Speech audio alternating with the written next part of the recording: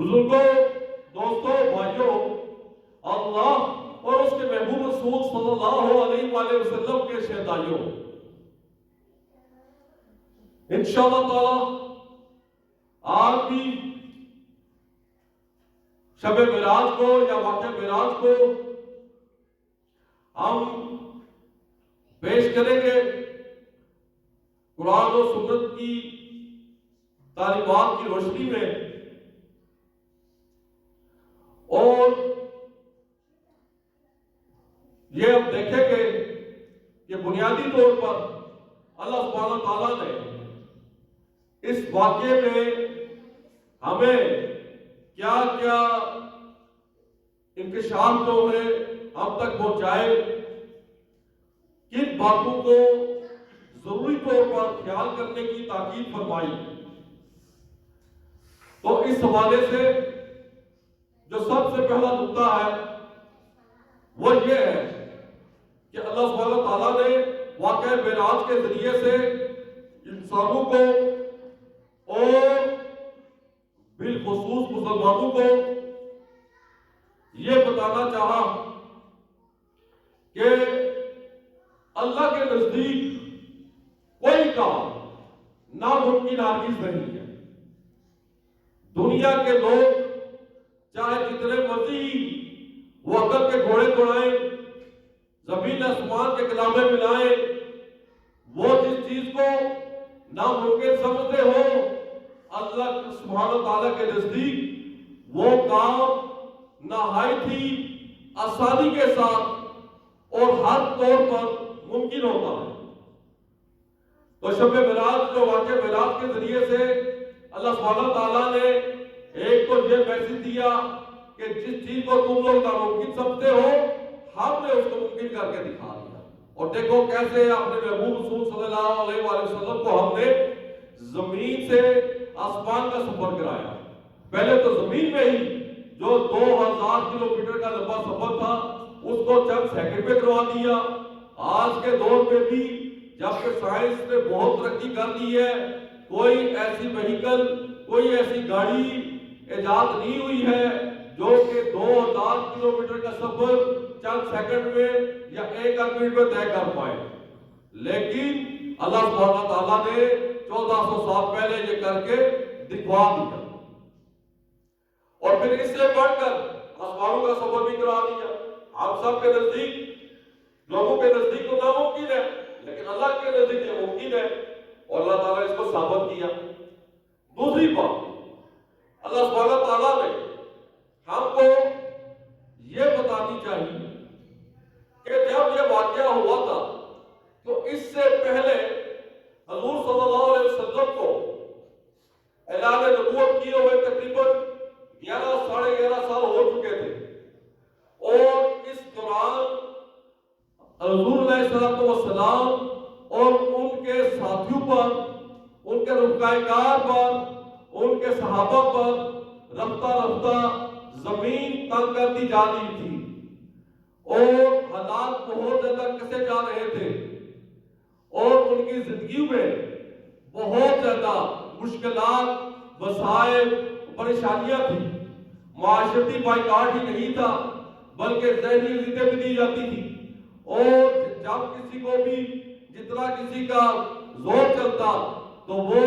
صحابہ کرام کو بھی اور اس سے بڑھ کر حضور صلی اللہ علیہ وسلم کو بھی ذہنی اور جسمانی طور پر اذیت دینے سے باز نہ آتا تھا۔ اور جیسا کہ ہم نے پچھلی دفعہ بھی عرض کیا تھا کہ حضور صلی اللہ علیہ وسلم نے جب یہ دیکھا کہ 11 سال ہو چکے ہیں، کوئی اچھا ریسپانس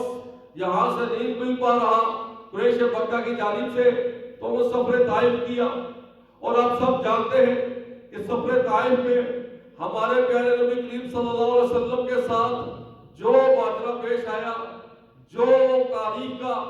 بدترین ظلم ان پر انفرادی طور پر ڈھایا گیا، اس کو جب آج 1400 سال کے بعد ہم مسلمان لوگ پڑھتے ہیں یا سنتے ہیں تو ہمارے دل بھی خون کے آنسو روتے ہیں کہ اس موقع پر ہمارے پیارے نبی کریم صلی اللہ علیہ وسلم پر کس قدر سخت ترین اذیت کو گزری ہوگی، کس قدر کرب میں وہ وقت گزارا ہوگا۔ تو خود ذرا سوچئے کہ جب یہ خبر مکہ میں مسلمانوں کو پہنچی ہوگی، صحابہ کرام کو پہنچی ہوگی، تو ان کے دل کتنے مغموم ہوئے ہوں گے، کتنے دل دکھے ہوئے ہوں گے۔ اور سب سے بڑھ کر نبی کریم صلی اللہ علیہ وسلم کے متعلق سوچئے، جنہوں نے یہ ساری تکلیف برداشت کی، یہ سارا ظلم جھیلا، اور پھر بھی زبان پر اللہ تعالیٰ سے شکوہ نہیں کیا، اللہ تعالیٰ سے ان ظالموں کے حق میں دعائیں خیر ہی مانگی۔ تو یہ دیکھیے ایسے سخت ترین حالات کے بعد ہی اللہ سبحانہ تعالیٰ نے ان کو شب معراج جیسے عظیم سرفرازی عطا فرمائی، اور لوگوں کو یہ بتانا چاہا کہ ظالموں، تم اس نبی کی جو کہ میرے لیے میری ایک برہان ہے، ایک برہان بن کر، ایک دلیل بن کر تمہارے پاس آیا، ایک نور بن کر تمہارے پاس آیا، ایک ہدایت کا سرچشمہ بن کر تمہارے پاس آیا، تمہاری دنیاوی اور اخروی زندگی کو تابناک بنانے کے لیے تمہارے پاس آیا، اور تم نے اس کی قدر نہیں کی، تم نے اس کے اوپر ظلم ڈھایا اور اس کو نہایت بے قدر و قیمت سمجھا۔ لو بدبختوں، ظالموں، جاہلوں، تم تو اس کی قدر نہ کر سکے، میں تم کو بتاتا ہوں کہ میں جو اس کائنات کا مالک ہوں، تمام مخلوقات کا مالک ہوں، ہر نعمت میرے قبضے میں ہے، ہر خزانہ میرے پاس ہے۔ دیکھو میں اپنے محبوب صلی اللہ علیہ وسلم کی کیا کسی قدر و قیمت اس کو دکھا رہا ہوں، کیسی سرفرازی اس کو عطا کر رہا ہوں، کیسی سربلندی اس کو عطا کر رہا ہوں۔ جناب اللہ سبحانہ تعالیٰ نے فوراً ہی کچھ ہی دنوں کے بعد جبرائیل علیہ السلام کو بھیجا۔ جبرائیل علیہ السلام آئے، حضور صلی اللہ علیہ وسلم فرمایا، میں اس وقت خطیم میں لیٹ رہا تھا، نہ تو مکمل سویا ہوا تھا، نہ ہی مکمل طور بیدار تھا، بلکہ دونوں حالتوں کی درمیانی کیفیت میں تھا۔ تو حضرت جبرائیل علیہ السلام نے کہا، یا رسول اللہ صلی اللہ علیہ وآلہ وسلم، چلیے آپ کو چلنا ہوگا، اللہ سبحانہ تعالیٰ نے بلایا ہے۔ تو آغاز ہو گیا اللہ سبحانہ تعالیٰ کی جانب سے سرفرازی کے سفر کا، بلندی کے سفر کا، معراج کے سفر کا۔ تو دیکھو اس کی پہلی قسط کیا کہ آپ صلی اللہ علیہ وسلم کے سینوں کو محبت کے ساتھ چاک کیا گیا، جنت سے سونے کی تشتری لائی گئی، اس پہ آپ صلی اللہ علیہ وسلم کا مبارک دل رکھا گیا، اس کو دنیا کے سب سے متبرک اور پاک ترین جو پانی ہے آب زمزم، اس سے دھویا گیا، پھر محبت کے ساتھ قلب اطہر کو واپس لگا دیا گیا، اور اس کو مزید ایمان، بصیرت، حکمت سے بھر دیا گیا۔ اور پھر بات یہیں تک نہیں، پھر اس کے بعد فرمایا کہ چلیے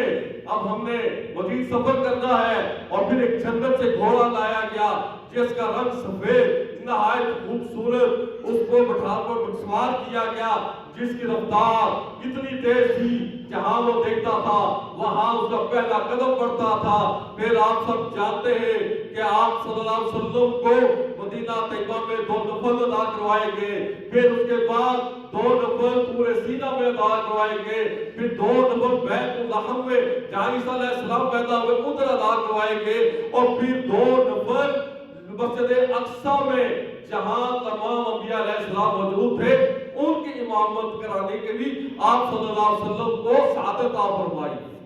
کہ لوگوں تم سمجھتے ہو اس نبی کی کوئی قدر و قیمت نہیں، جان لو کہ کائنات کا خالق، کائنات کا باری اپنے محبوب صلی اللہ علیہ وسلم سے کس قدر محبت کرتا ہے کہ دنیا کی سب سے جو بہترین، سب سے جو مقدس سرزمینیں ہیں وہاں چند لمحوں میں پہنچ گیا، وہاں کی جا کے اس نے سیر کی، وہاں پہ اللہ کے آگے سجدے کیے، اور پھر یہیں پہ بات ختم نہیں ہوئی، تمام انبیاء علیہ السلام، تمام رسولوں کی انہوں نے امامت کروائی، ملائکہ بھی وہاں موجود تھے ان کی بھی امامت کروائی۔ یہ مرتبہ ہے ہمارے پیارے نبی کریم صلی اللہ علیہ وسلم کا۔ لیکن بات یہاں تک ختم نہیں ہوتی، آپ سب جانتے ہیں اس کے بعد پھر جبرائیل علیہ السلام نے ان کو چلتی گھوڑے براق پر بٹھایا، اور پھر آسمان دنیا پہ تشریف کی طرف اڑان بھری، چند ہی لمحوں میں پہلے آسمان میں پہنچ کے وہاں پہ پوچھا گیا، جواب ہے جبرائیل علیہ السلام ان کا یہ جو آپ کے ساتھ ہیں انہیں کو بلانے کا کہا گیا تھا بالکل تو بسم اللہ ویلکم یا رسول اللہ صلی اللہ علیہ وسلم مرحبا کتنے خوش نصیب ہیں جو آپ ہمارے پاس تشریف لائے ہیں آگے دیکھا آدم علیہ السلام تھے جبرائیل علیہ السلام نے بتایا یہ آپ کے والد تمام انسانوں کے باپ آدم علیہ السلام ہیں انہوں نے کہا اے میرے بیٹے اے پاک بیٹے اے پاک رسول السلام علیکم ورحمۃ اللہ وبرکاتہ جواب میں اللہ کے محبوب رسول صلی اللہ علیہ وسلم ارشاد فرمائے وعلیکم السلام ورحمۃ اللہ وبرکاتہ پھر آپ کیا سمجھتے ہیں یا دنیا کا کوئی انسان کیا سمجھتا ہے پہلا آسمان جو یہاں سے اربوں لائٹ ایئر دور جو ایگزسٹ کرتا ہے پایا جاتا ہے وہاں جا کر بات ختم ہوگی ہرگز نہیں حضرت جبرائیل علیہ السلام نے کہا یہ پہلا آسمان نہیں ابھی تو آپ کی بذات اور بھی ہے اب چلیے دوسرے آسمان پر گئے وہاں پر بھی وہی بات ہوئی رشتے نے باتوں کے بعد دروازہ کھولا مرحبا کہا ویلکم کیا اور فرمایا یا رسول اللہ صلی اللہ علیہ وسلم کتنی خوش نصیبی ہے کہ آپ ادھر تشریف لے کر آئے اور آگے دیکھا اللہ کے دو اور عظیم پیغمبر حضرت یحییٰ علیہ السلام اور حضرت عیسیٰ علیہ السلام وہاں موجود ہے حضرت یحییٰ علیہ السلام کو دونوں نے کہا اے پاک بھائی اے پاک رسول السلام علیکم ورحمۃ اللہ وبرکاتہ جواب میں آپ صلی اللہ علیہ وسلم نے ارشاد فرمایا وعلیکم السلام ورحمۃ اللہ وبرکاتہ اور پھر عیسیٰ علیہ السلام سے ہمارے نبی کریم صلی اللہ علیہ وسلم نے وہ کام راسل سمجھا تو یہ پوچھ ہی لیا کہ یا عیسیٰ علیہ السلام مجھے آپ یہ تو بتائیے کہ قرب قیامت میں آپ دجال کو کیسے ختم کریں گے اللہ کی مدد سے تو سیدنا عیسیٰ علیہ السلام نے جواب دیا کہ اللہ تعالیٰ اس وقت میرے سانس کی پھونک سے اس کو ایسا پگھلا دے گا جیسے نمک پگھل جاتا ہے اور وہاں اس کا خاتمہ ہو جائے گا یہ جاننے کے بعد جبرائیل علیہ السلام نے کہا یہاں بھی نہیں تیسرے آسمان میں بھی چلنا ہے ہم نے اور بلندی کی طرف چلنا ہے اور سرفرازی کی طرف چلنا ہے تیسرے آسمان پر گئے وہاں پر بھی وہی باتیں ہوئی فرشتے نے دروازہ کھولا ویلکم کیا مرحبا کہا اور کہا یا رسول اللہ صلی اللہ علیہ وسلم کتنی خوش نصیبی ہے کہ آپ ادھر تشریف لے کر آئے دیکھا بہت خوبصورت بہت پیارے سیدنا یوسف علیہ السلام ادھر تشریف فرما تھے انہوں نے فوراً استقبال کیا اور کہا السلام علیکم اے پاک بھائی اے پاک رسول جواب میں آپ صلی اللہ علیہ وسلم کو وعلیکم السلام کہا پھر جبرائیل علیہ السلام نے کہا چلیے تیسرے آسمان تک نہیں چوتھے آسمان میں بھی جانا ہے اور چوتھے آسمان میں بھی جا کر ادھر دیکھا تو سیدنا عیسیٰ علیہ السلام ہے انہوں نے بھی یہی الفاظ دہرائے اے پاک نبی اے پاک رسول اور پاک بھائی السلام علیکم ورحمۃ اللہ وبرکاتہ جواب میں آپ صلی اللہ علیہ وسلم نے بھی ان کو وعلیکم السلام ورحمۃ اللہ وبرکاتہ کہا اور پھر چوتھے آسمان کی بلندی تک بھی یہ سفر محدود نہیں رہا بلکہ جاننے والوں جان لو کہ اللہ سبحانہ تعالیٰ نے کہا پانچویں آسمان تک بھی لے کر جانا ہے پانچویں آسمان پر گئے تو وہاں پر سیدنا ہارون علیہ السلام کو پایا انہوں نے بھی آگے بڑھ کر استقبال کیا فرشتے کے ہمراہ اور کہا کہ اے پاک بھائی اور پاک رسول السلام علیکم ورحمۃ اللہ وبرکاتہ تو جواب میں آپ صلی اللہ علیہ وسلم نے ارشاد فرمایا وعلیکم السلام ورحمۃ اللہ وبرکاتہ کہ پانچویں آسمان تک نہیں بلکہ چھٹے آسمان پر بھی جانے کی تاکید کی گئی اور پھر چھٹے آسمان کا سفر شروع ہوا دوسرے عالم میں جب ادھر پہنچے فرشتے نے وہی الفاظ دہرائے اور دروازہ کھلا مرحبا کہا ویلکم کیا اور کہا کہ کتنی خوش نصیبی ہے یا رسول اللہ صلی اللہ علیہ وسلم کیا ادھر تشریف لے کر آئے اور ساتھ ہی دیکھا وہاں پر کلیم اللہ سیدنا موسیٰ علیہ السلام موجود ہے انہوں نے بھی بھرپور طور پر ان کا استقبال کیا اور کہا ہے پاک بھائی پاک رسول السلام علیکم ورحمۃ اللہ وبرکاتہ وعلیکم السلام ورحمۃ اللہ وبرکاتہ نے ارشاد میں جواب فرمایا اور اس کے بعد جانے لگے تھے کہ سیدنا موسیٰ علیہ السلام رو پڑے پوچھا کیا اے موسیٰ کیوں رو رہے ہیں تو سیدنا موسیٰ علیہ السلام نے جواب دیا کہ میں ان سے بہت پہلے 2-2.5 سال پہلے آیا تھا لیکن جنت میں ان کی امت کی تعداد میری امت سے کئی گنا زیادہ ہو میری امت کی امت سے بہت زیادہ کم ہوگی، یہ سوچ کر مجھے اپنے جذبات پر قابو نہیں ہو سکا۔ بہرحال پھر سفر شروع ہوا اور ساتویں آسمان جو سب سے اونچا آسمان ہے وہاں تک تشریف لے گئے، اور وہاں جا کر بھی وہی باتیں فرشتے نے کہا کہ کس قدر خوش نصیبی ہے یا رسول اللہ صلی اللہ علیہ وسلم آپ ادھر تشریف لے کر آئے۔ وہاں کیا دیکھا؟ تمام انبیاء علیہ السلام کے جد امجد حضور صلی اللہ علیہ وسلم کے گیٹ اپ اور شخصیت کے بہت حد تک مشابہ اور ہم شکل سیدنا ابراہیم علیہ السلام موجود ہیں۔ اور انہوں نے کیا فرمایا؟ انہوں نے فرمایا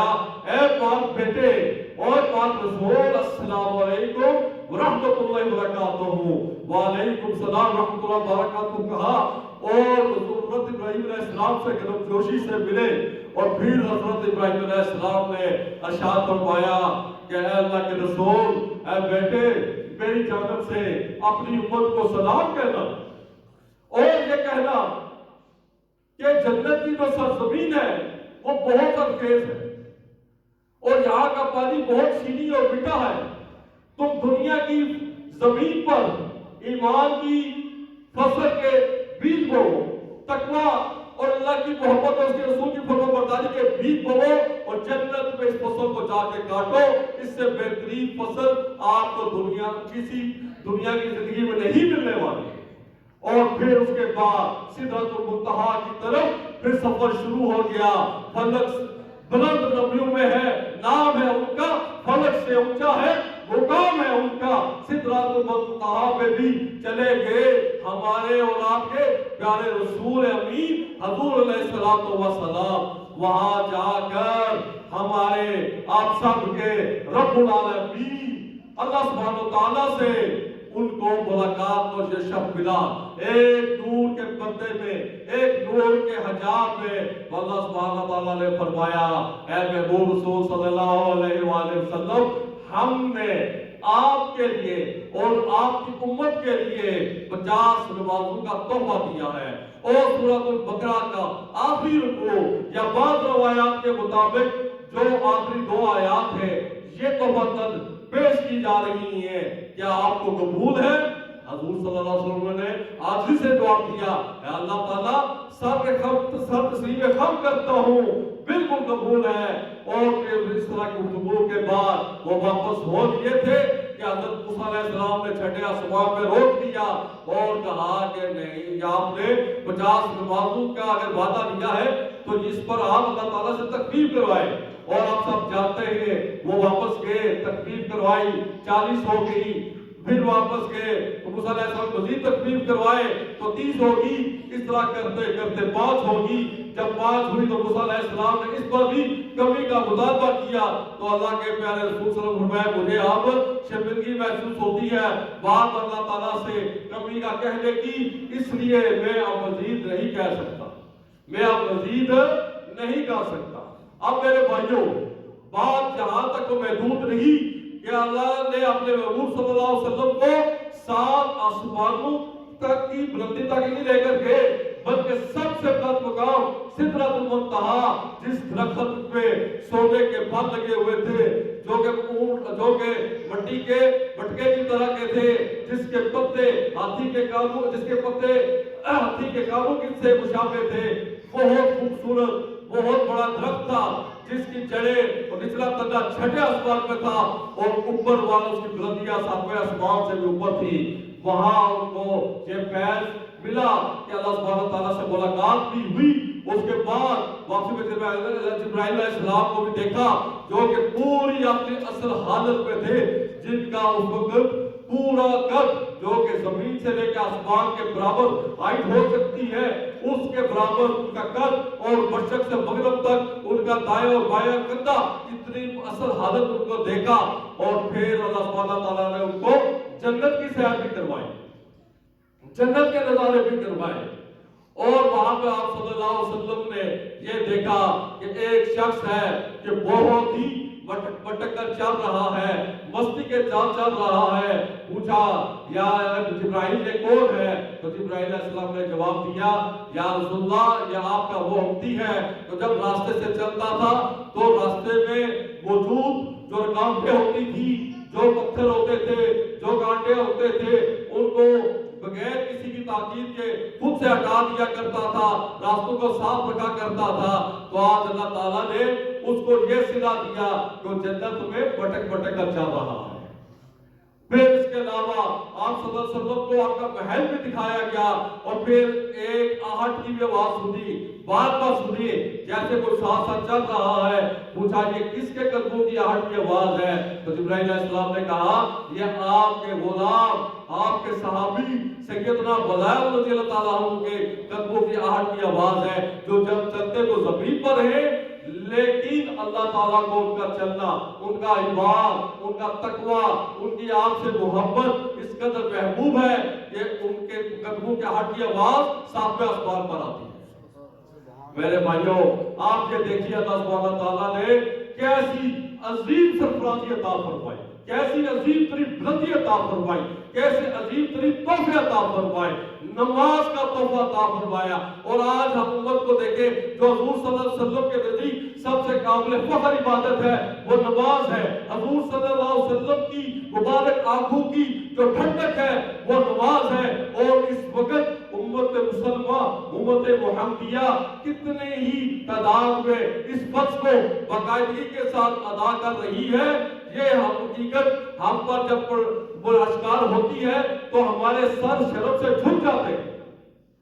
انشاءاللہ تعالیٰ اللہ نے موقع دیا تو اگلا جمعہ انشاءاللہ نماز کی اہمیت اس کی فضیلت پر بیان ہوگا۔ تو مختصر بات یہ ہے کہ اللہ سبحانہ تعالیٰ نے دنیا والوں کو یہ بتا دیا، آپ نے نبی کو بتا دیا کہ اے محبوب ان لوگوں نے آپ کی قدر نہیں کی، ان ظالموں نے آپ پر ظلم کیا، ان ظالموں کو آپ کی اہمیت کا پتہ نہیں، لیکن دیکھیں میں آپ کا رب، میں پوری کائنات کا مالک خالق کس قدر آپ کو اہمیت دیتا ہوں، عزت دیتا ہوں، سرفرازی دیتا ہوں، صرفت عطا کرتا ہوں، بلندی عطا کرتا ہوں۔ اس سے ایسی بلندی، ایسی سرفرازی جو پوری کائنات کی تاریخ میں، پوری انسانیت کی تاریخ میں نہ کسی کو ملی، نہ کسی کو ملی ہے اور نہ کسی کو ملے گی۔ کس کو ملی ہے؟ صرف ہمارے اور آپ کے محبوب رسول، اللہ کے محبوب رسول صلی اللہ علیہ وآلہ وسلم پر اللہ کی لاکھوں کروڑوں رحمتیں اوپر نازل ہو، درود ہو، سلام ہو آقا نامدار صلی اللہ علیہ وسلم پر۔ اللہ تعالیٰ سے دعا ہے اللہ تعالیٰ ہمارے دلوں میں حضور صلی اللہ علیہ وسلم کی سچی محبت پیدا فرمائے اور ان کی تمام تر تعلیمات کو سچے دل سے ان پر عمل کرنے کی توفیق عطا فرمائے۔ وآخر دعوانا الحمد للہ رب العالمین۔